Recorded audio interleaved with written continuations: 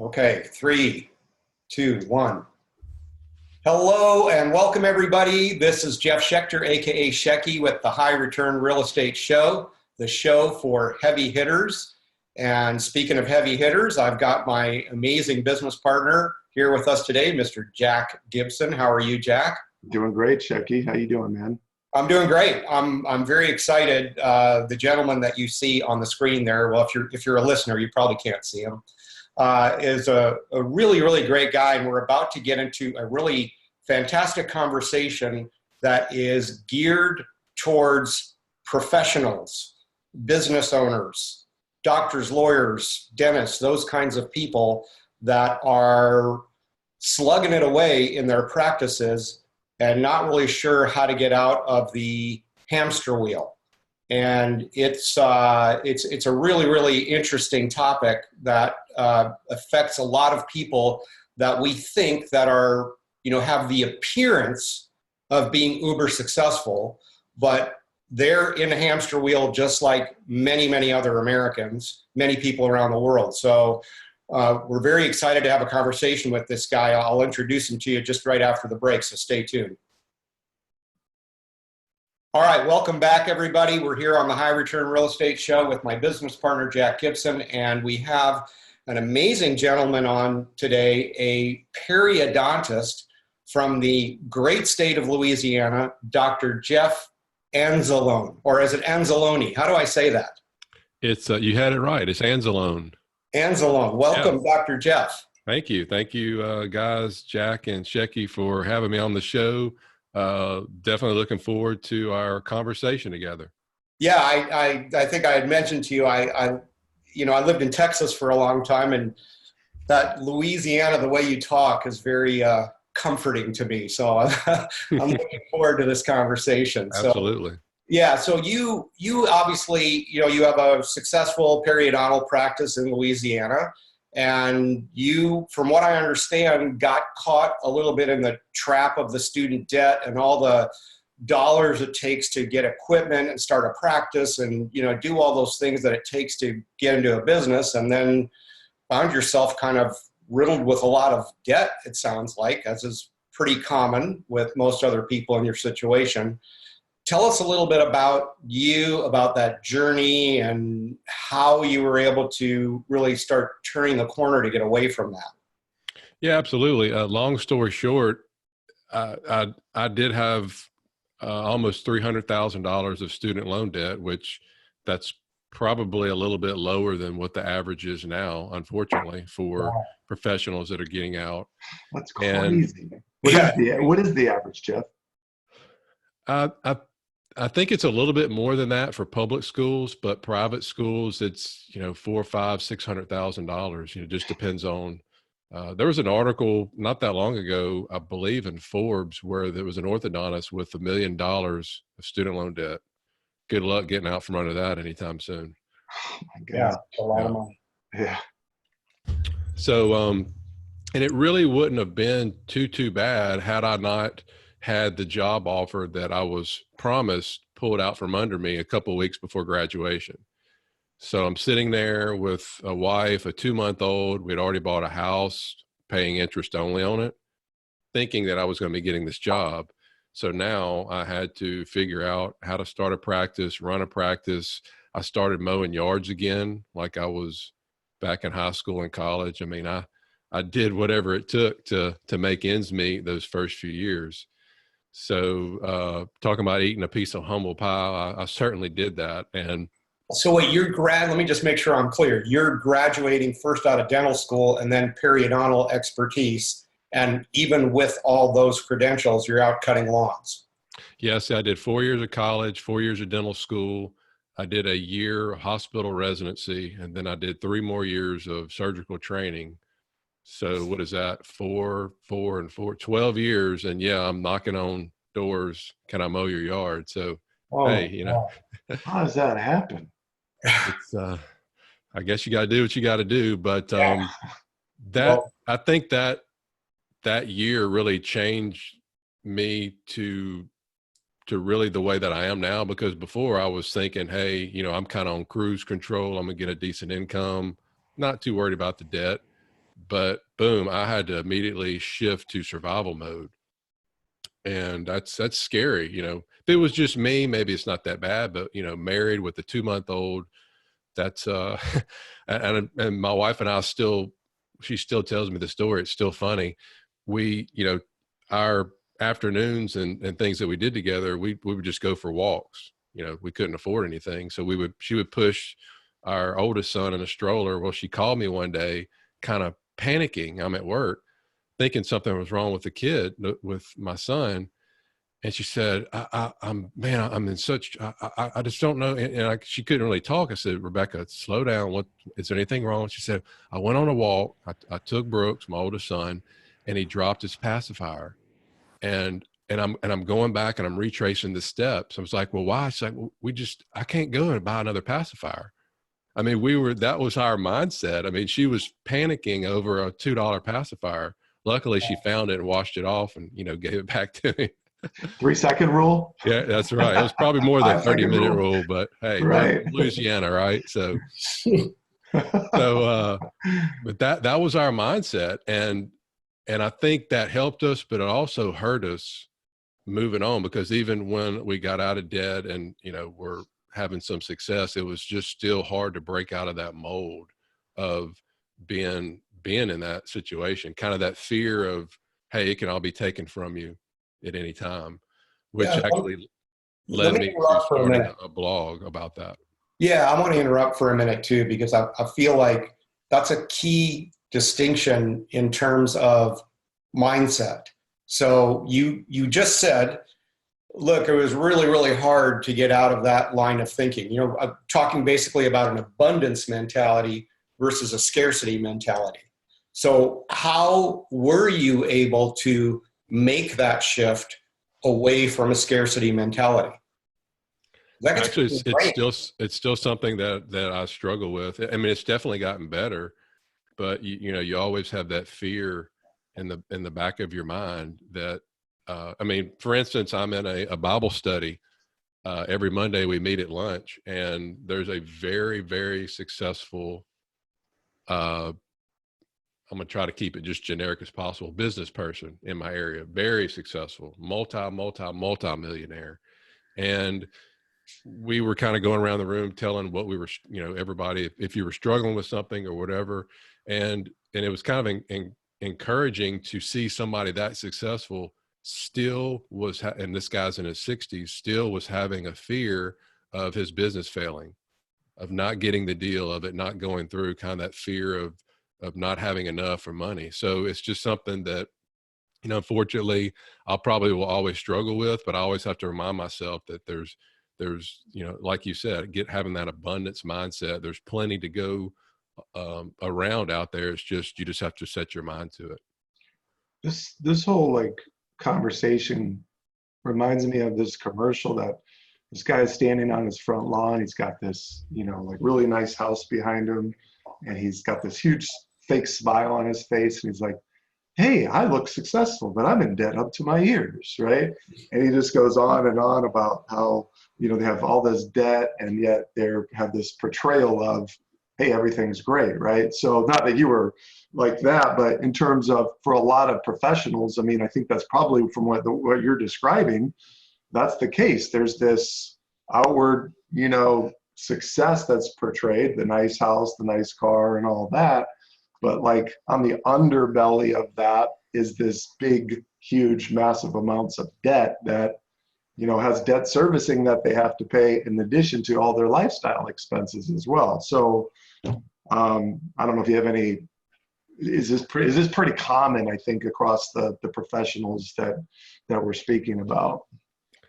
Unfortunately, the word that comes to mind when you describe that, Jack, is expected. When we get out, whether you're a doctor, attorney, or anybody like that with the title, you're expected to have the lifestyle you just described. Yeah. But we start so far behind the 8-ball. We're older. We're in our 30s when we get out.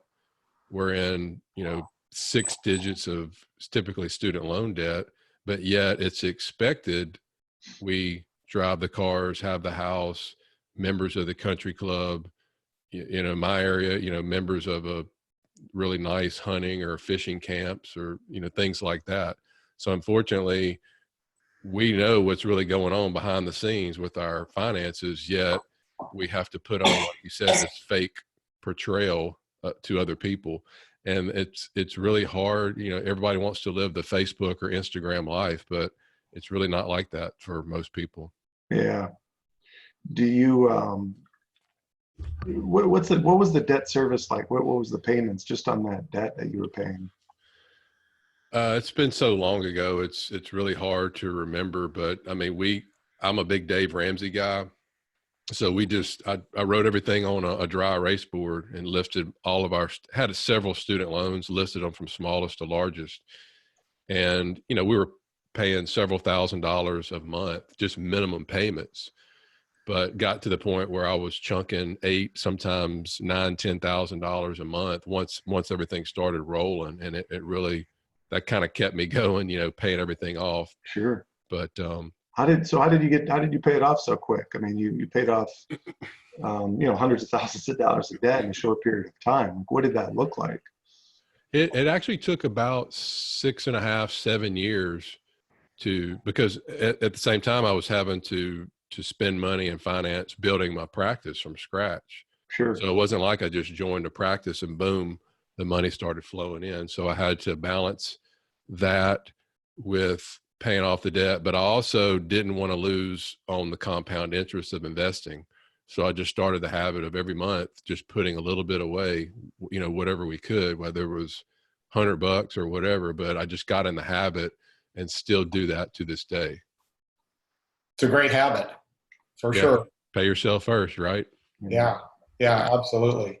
So that sounds like a pretty stressful situation. Gosh, you got a wife, you got young kids, you got a new practice that you're trying to get off the ground. You're trying to, what were you doing for stress relief? I don't know. That just seems like a lot. Dude, we started playing tennis and did that a lot. I was able to meet people. My wife was able to meet people, lifted weights. I've always been active. Basketball, I played church league basketball and all that. So just as soon as I got off work, just would go do some sort of exercise. Yeah, it's amazing how well that works, right? Just blow off some steam. Yeah, and my wife can tell, and because as soon as I leave work, I go to the gym or play tennis or whatever, still to this day. And my wife can tell if I come home, if I'm in a cranky mood, she'll say, "You must not have gone to the gym yet. Leave. Don't come back until you go." And it's true. It's like you forget all that. So I think that's important. At least it is for me. Oh, yeah. Oh, yeah. No, my wife can definitely tell when I haven't been working out. I definitely get more moody. So I get it. Mm-hmm. So, Jeff, talk to us about how did real estate tie into, paying off the debt, or, how did you get started investing in real estate? How did that play a part in your success? Well, a couple of years ago, I decided to start a blog. The only thing that I knew how to do with a computer basically was to write an email and turn a computer on. So I taught myself how to set up a blog. It's really pretty easy, even for a guy in Louisiana. And so, and I just started sharing my journey, a lot of the stories that I just told you guys about, debt and some basic investing advice, index funds, that sort of thing. And I had hit some goals, some financial goals, getting out of debt, and had some other large financial goals that I hit. But then after I did that, it was kind of like, all right, what's next? It's kind of like, I guess, you've probably seen the interview where Tom Brady won the Super Bowl years ago and got the MVP. And he was like, if this is all it's to it, to life, it's like, there's got to be something else. So I was, I didn't win the Super Bowl, but it was like that turning moment. Okay, I got to do something else. And at that time I was reading a lot about passive income and that sort of thing. And I started thinking to myself, I only have one income stream coming in, my practice. And if something happens to me or I get hurt or whatever, I mean, I'm SOL, So it's like, what do I do? So naturally, real estate was one of the first things that I started looking at. Have several people around here that are active investors. I thought that I wanted to be an active investor. I went and looked at houses with them, that sort of thing, commercial buildings. But I took a step back and said, you know what? If I still want to be have a successful practice, want to be a good father, husband, I just don't have the time right now, to do all of that, to be a landlord. So I decided to go a different route and start the passive investing route. Did some crowdfunding online. Unfortunately, it started off well, but unfortunately, I had a deal with Realty Shares, who you probably know got taken over, fell through, and I lost all of my investment.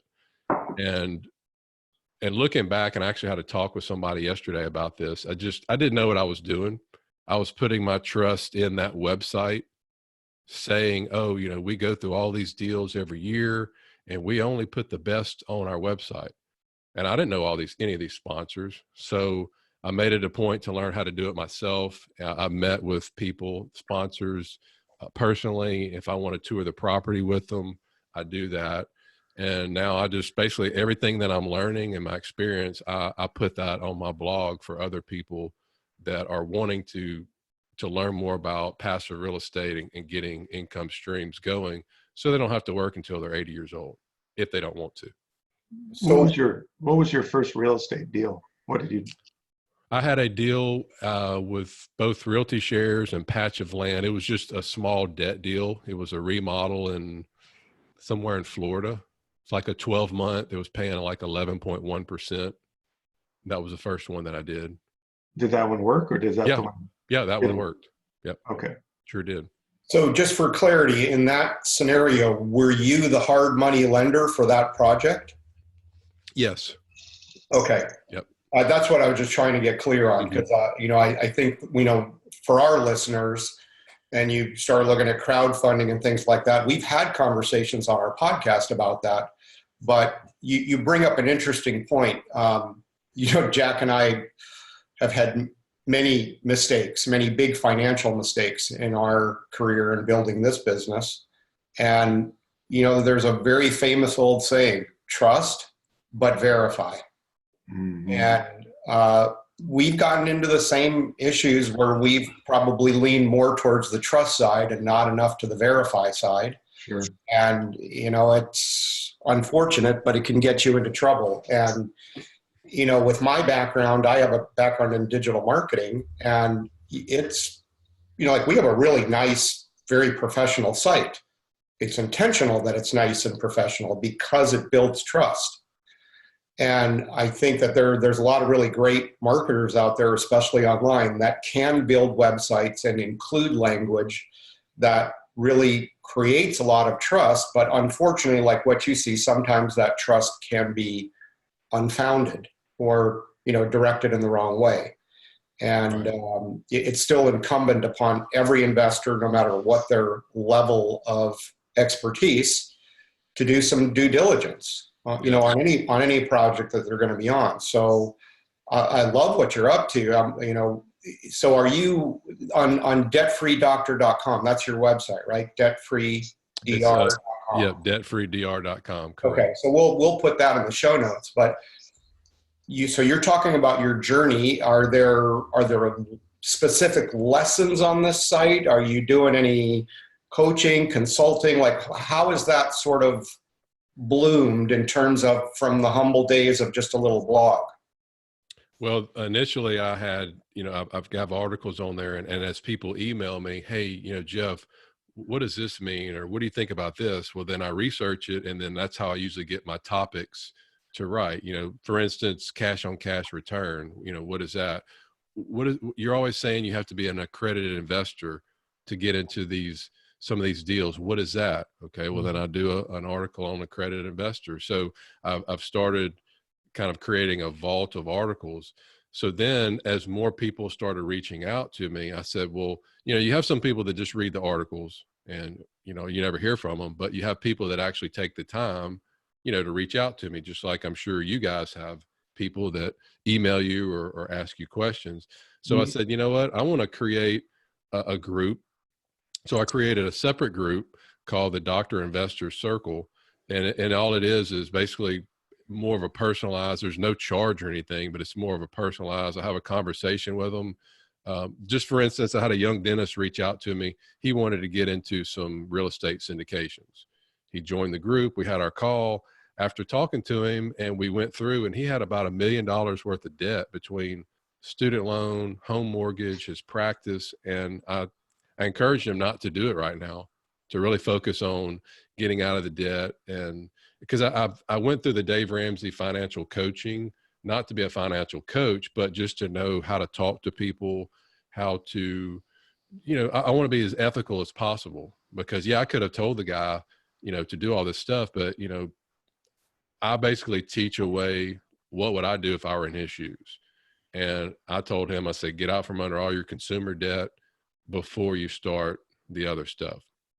So in this little circle, little group that I created, I'm able to walk with them through that. And then if they want more information, if they want to invest in some syndications, I have some people that I trust, that I invest with, and I basically make that introduction instead of them having to learn the hard way, like I did. Did you wait until you paid off your $300,000 in debt to start investing into real estate, or did you do it concurrently while you were paying down the debt? You were investing as well. While I was paying down the debt, the only thing that we were doing was index funds. I have a office retirement plan, that sort of thing. I didn't know anything about real estate back then. But I was investing that whole time for those 7 or 8, 9 years. But if I could go back in time, knowing what I know now, I would have done both.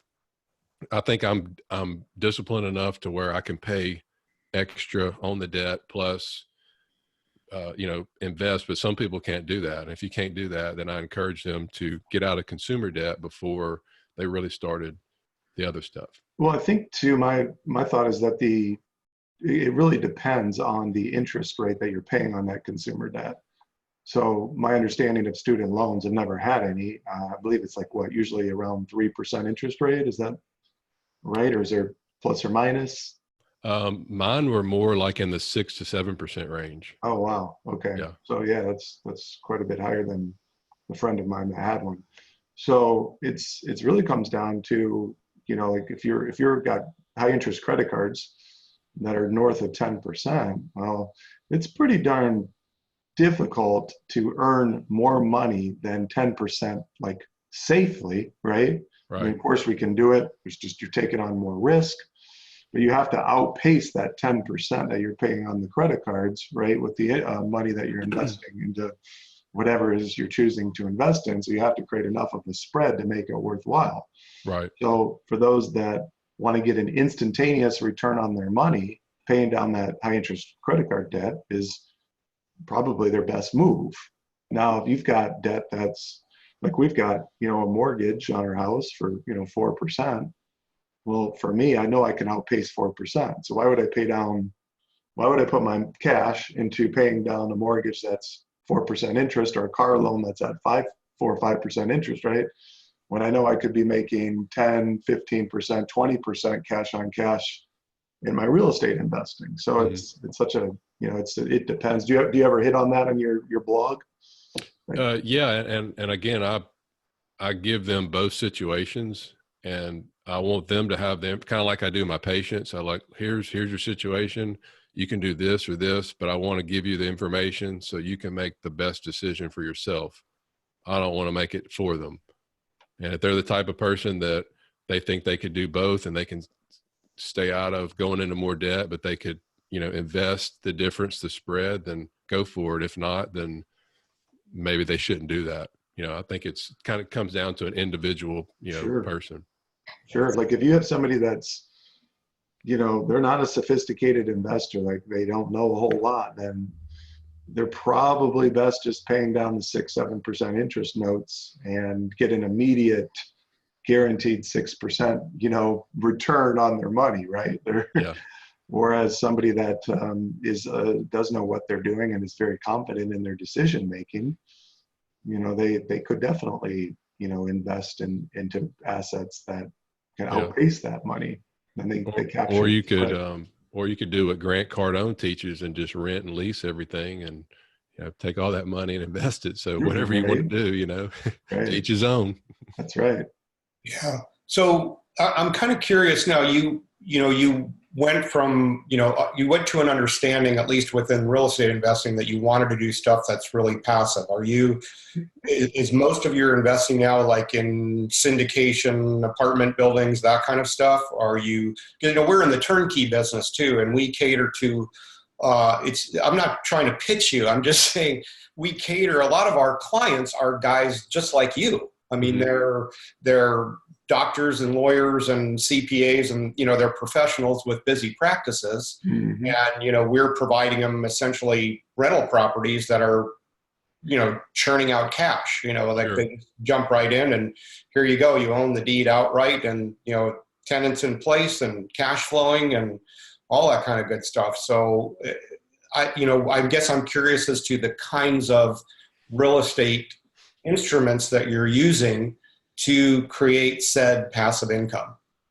Yep. I'm personally doing multifamily syndications, but I am going to continue looking and expanding on things such as what you guys offer. I've had some interest in the storage space, farmland, being from Louisiana, I'm familiar with that. But my basis right now is multifamily syndications, mainly in the Dallas-Fort Worth area. I'm only 4 hours away, so it's an easy drive to go check stuff out. And then on the East Coast and North Carolina area. Oh, that's great. Those are both really great growing areas. I told you I'd lived in Texas for a long time, and man, DFW area is just exploding. It's amazing. It's so much growth. Unbelievable. Yeah. And just incredible. I actually was in Austin during a lot of those years of massive growth, and I left to come to Indianapolis to get this company off the ground. And but it's nuts there. It's so expensive and so crowded now that I don't even really want to go back. So I go back to visit my friends, and I have some family down there, but I know it's different now than it was a decade ago. Let's just say that. Sure. And, so if you were to be selfish, look, I want to compliment you. You're obviously an extremely unselfish man, and you've put a lot of great information out there for free. But if I challenged you to say, hey, Jeff, be selfish for a minute, right? Where would you like to go with debtfreedoctor.com? Like, how does there's certainly probably some opportunities to monetize that somehow and create an additional stream of income for yourself. Is that something that you've considered? Is that, what does that look like to you? It's funny, my nurse anesthetist and we were doing cases together yesterday, and she asked me the exact same question because I had someone reach out to me, a dentist and his wife, and this is why I love my site. They had just sold their commercial building, which was part of their dental practice in California, for $2.5 million, and they were looking to do a 1031 exchange into a syndication. And they had heard me on another podcast where I talked about that a little bit. And so I was able to talk to them about that and make some introductions to some people that could help them, like a intermediary, 1031 exchange intermediary, and just to walk them through that. So, but I guess to answer your question, the way that I answered it yesterday, I'm just kind of sitting back and just kind of seeing where God is kind of leading me. He's opening all these different doors. I'm thinking that right now, I'm actually rereading the book, which I wanted to mention to you guys. Whenever your podcast comes on, it's 2 men, 1 mission, build your empire. You have that one thing, and I'm rereading the book, The One Thing, which when I first read it a few years ago, I really didn't know what my one thing was, and now I do. And my focus is on growing the doctor investor circle. So everything that I'm doing, I'm focused on is just going to get more members in there. So with that, I just want to take that and grow it and see where it's going, to maybe have an event or events, maybe have other people there, such as yourself or other sponsors that, somebody wants, you got a room full of doctors and attorneys and engineers and professionals, and I can, vouch for all these different people maybe that are there. If they want to invest in with them, hey, they're in the room. So that's kind of what I'm maybe thinking right now, but I'm not sure. Yeah, I love it. And two comments. Yeah, that's for us, just from a standpoint of getting our name out there, that would probably be a good venue for us to be a participant in. But the bigger thing is what I love is that all of this, everybody talks about marketing and ads and search engine optimization, all this kind of stuff. You're doing everything just completely organically from the heart. And you could have all the tricks and bells and whistles and, run traffic to sites and all that other kind of stuff. But I love your approach. I love that you're just like, this is who I am. This is my one thing. This is what I do. And you're just going out there and doing it. And you're letting things happen and grow organically rather than there's just look, for my background, digital marketing, there is so much smoke and mirrors out there. It's unbelievable how much of it there is. It's 95% of the stuff that's on the internet. So kudos to you is what I'm saying for being in that other 5% and for growing that organically. I think it's fantastic. Well, thank you. I guess it's just kind of how I am. Just write articles, meet people, and then also doing these podcast interviews. And then with all of that, it's just kind of opened up. I haven't done any Facebook ads, Google ads, and I really don't tend to really in any distant future. So, but thank you for that compliment. Yeah, sounds like you may not need to, and that's probably a good thing. So, anyway, Jack, are you have anything else? Do you want to ask the magic question? Final question. Let's let it rip. Okay, here we go. What question did we not ask you that we should have asked? Well, I guess I could look back at some of the other podcast interviews, and they have asked me, going through, ask me questions, and they would ask if somebody's out there listening in your shoes and you could give them maybe one piece of advice, investment advice. And this is something that I'm sure all of your listeners have heard, but it's just something that I think needs to be repeated. And that is, do not under circumstances invest in anything you don't understand and you can't explain it to a fifth grader. Yeah, it's great advice. Fantastic. Awesome. I think there's a lot to be said for that. And there's a lot of complexity to what we do behind the scenes in prepping a property.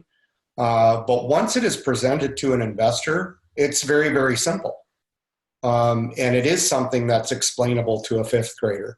And I think that many investors, many human beings in general, tend to overcomplicate things.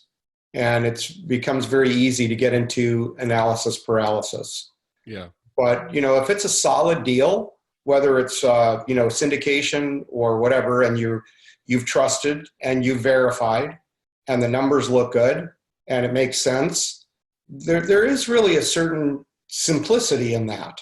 There's only so many numbers you can look at. The rest of it just becomes life experience. I mean, right. We all are clear, maybe not every investor, but any of us that have had any kind of investing at all understand that whatever project, whatever investment you're looking at is never, ever, ever, ever, ever, ever going to turn out exactly like it did when you looked at it on paper the first time.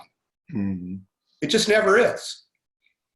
You hope, or it should approximate what you looked at. It might do a little better. It might do a little bit worse. You have to leave yourself a little bit of variance there because every real estate investment has variables. Weather can change things. Tenants can change things. Local economies can change things. There's just lots of winds of change blowing all over. Right. So I think that, keeping it simple is a beautiful thing. So just reminded me of the other day when I was doing my son or helping my son with his, sixth grade homework, and I really quickly realized I'm not smarter than a sixth grader. Me either. They do a lot. I feel like real estate is easier than like the looking at the math and everything. It's easier than sixth grade homework. So, It seems like they do a lot harder stuff now than we were when we were. That's for sure. Yeah, I don't know. Well, thanks so much, Jeff, for joining us. Incredible insights. Love what you shared, and wish you all the best success on your ventures and your website, your investing, and appreciate the value add that you've served up our investor community. Yeah, absolutely. Yeah, I appreciate it. Thank you for everything that you guys do, and hopefully we'll stay in touch, and I can offer some of the different things that you're doing, the information to some of the people in my group. So I'm sure they're definitely going to be interested in that as well. Yeah, let us know how we can support you moving forward. And, for all the listeners, go to Debt Free Doctor. That's DEBTFREEDR.com. And that's where you can find Dr. Jeff. So thank you so much. Thank you, sir. For all of our listeners, please visit our website, highreturnrealestate.com, and book a call with Nicole if you're interested in learning more about passive income opportunities with us. And please give us a 5-star review. We do this podcast for free, and we'd love to get some positive feedback, which will push this out to more investors across the nation and the world. So again, thanks so much for listening, everybody. Have a great week. We'll see you on the next episode.